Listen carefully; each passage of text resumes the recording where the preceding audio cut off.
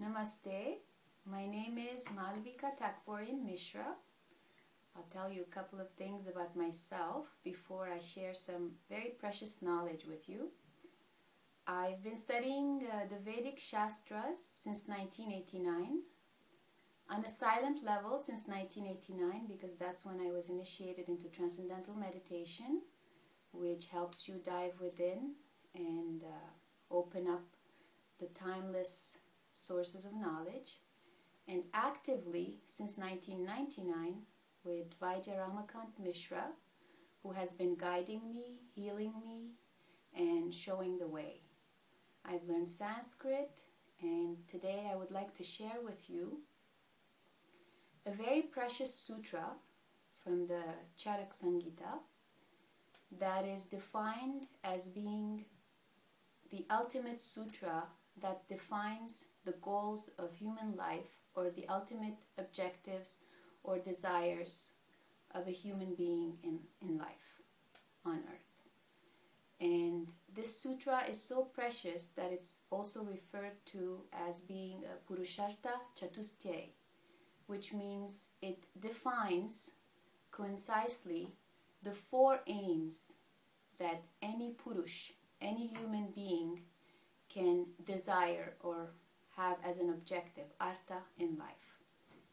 Because this sutra is so powerful, it's so concise, and it packs so much knowledge within, it's been quoted very frequently and has thus been misinterpreted very frequently as well. I'll tell you the sutra first, and then I'll give you an explanation that is inspired by the Sva lineage, but also that you will find echo in your heart, because all true knowledge resonates regardless of what the tradition is. So the sutra goes: Dharma, Artha, Kama, Mokshanam, Arogyam, Mula, Muttamam. Dharma, Artha, Kama, Mokshanam, Arogyam, Mula, Muttamam.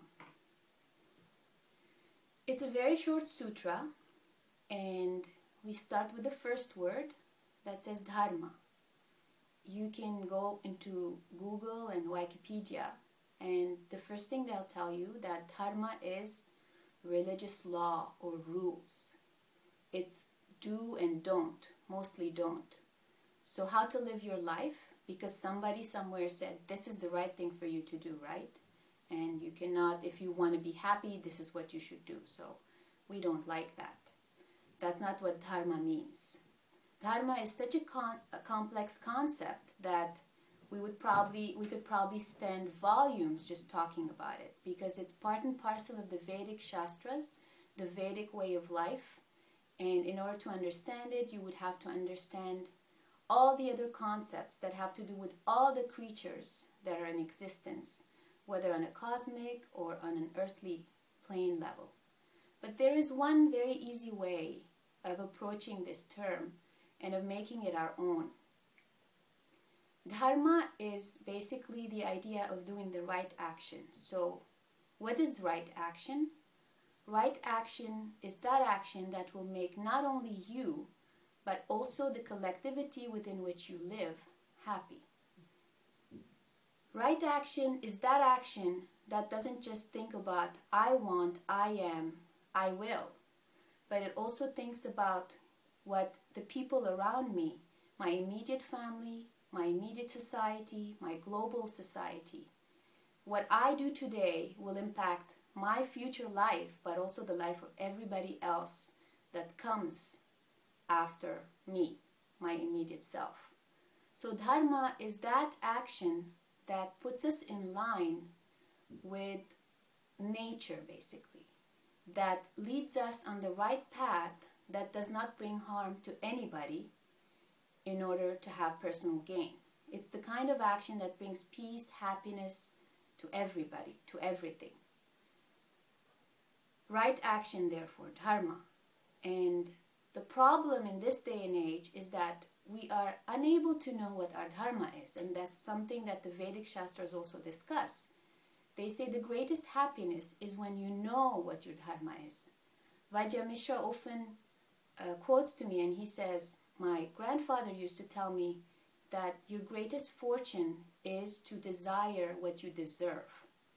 It took me a little while to understand what this meant, because it sounds so contradictory at first sight. So to desire what you deserve means you desire that thing for which you are here for. We are not born out of nothingness. We are here. We are born into a specific culture, a specific language. We have our work to do to help whoever's around us and ourselves as well, of course. So to know that which we are supposed to do, to know what our dharma is the greatest gift. It's the biggest, first, foremost desire that we should have as Purush, as human beings. And finding that should be our ultimate and primary objective. So how do you know? It's not going to be something in a to-do textbook. It's going to be something that you will be able to hear in your heart. So we need to develop that inner voice, the voice that comes from the heart. That's not just about, I want to do this or I love that. No, that's still the mind. It's a voice that comes when you have quieted all your desires, all your wishes, when you are not thinking, I want, I am, I will be.